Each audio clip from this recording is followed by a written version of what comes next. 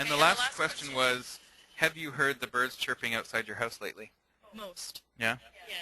Wow, I have not. Yeah, I don't hear birds where I live. You too high up? Either I'm too high up or there's no birds there. Like downtown Toronto, they don't really. We have some pigeons, but they poop.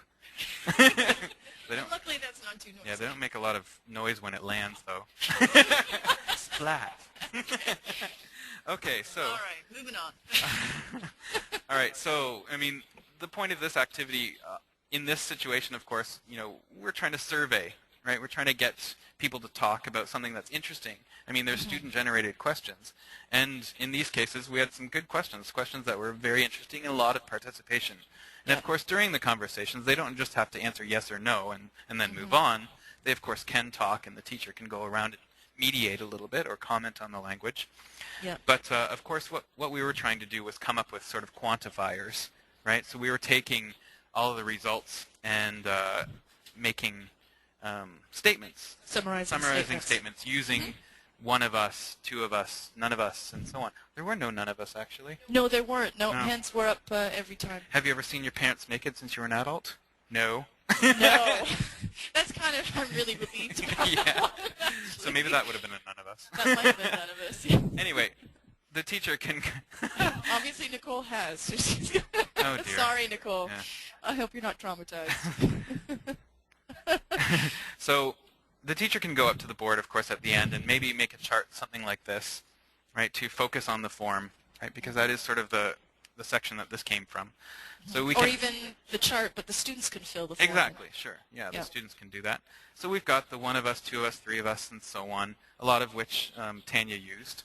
And, of course, the verb, and then the past participle, and then whatever language came after that. You can, of course, add to the verbs that were used, right? We had seen, touched, heard, tasted, and smelled, but, of course, we have watched, we have felt, listened to, and eaten as other alternatives. And maybe at the end you can come up with some other things, some other verbs that fit into this, and students can start to generate new sentences based on this form.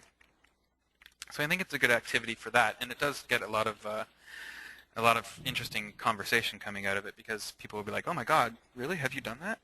Yeah. Oh my God, I'm so sorry. For you. Yeah. Okay, so let's move on. So the last activity I'd like to share with you is one that we're particularly interested in at English Central, and it's called Pocket Pachachka, which is on page 53. Pachachka is a show-and-tell presentation technique that was devised to stop designers from talking too much about their ideas and boring everyone. The reason we like this is because actually we're going to have our own conference coming up in November, and we're going to have a session in this style at that conference. If you're interested in this type of style, this pachachka, after we do it, or you're interested in our conference, you can go to our new website and read more about our upcoming conference and register for it. Right. Yeah, November 20th. Shameless plug. But anyways, back to the activity. This can be adapted for the classroom, and it can encourage people to talk more, actually. So what you want to do is to explain that everyone will be telling the class about themselves, but they will be doing so by showing objects that they have with them. So you want to ask your students to pick or choose a couple of objects that they have in their bag or with them, something that speaks about their lifestyle, their personality, or maybe their interests. Or even something that they just really, really like. Yeah, for sure. You know. Something that's personal to them anyway, that says something about them, and they're able to talk about it. Yeah. Right? So, for example, I asked Tanya to pick something that she has that she could talk about, and Tanya has chosen this object right here, which is a watch, in case some people are unfamiliar with our culture. That's right, Tyson. Most people are working around with a sundial on their Or arms. the current century. Oh, the last 2 centuries. Anyway, forgive me. Now, what I'd like you to do, all of you participants, is I would like you to ask her some questions about this object that you think will reveal some interesting information about her watch or why she chose it. The only question maybe... Do you have a question? Well, I could say... I kind of want to avoid, why did you pick the watch? Because that's a little bit too direct, right? So how about, where did you get this watch? I bought it at the one-of-a-kind show of sale last Christmas.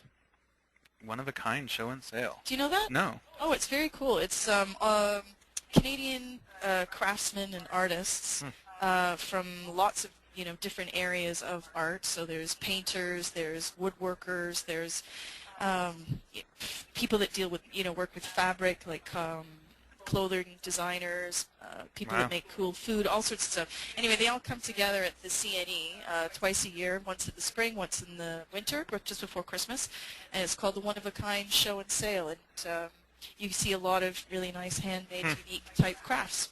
That's what you get, folks, at webinars, is a plethora of information. Yes. Yes, not just about ELT. No. So anybody in the Toronto area, it's a pretty cool thing, and that's where I got it. Okay, so anyhow, we want you guys to ask Tanya a question about the watch, right? Okay. Like the one that I've done, and put it in the question box, and then I will read the question to her, and she's going to talk about her watch. Okay.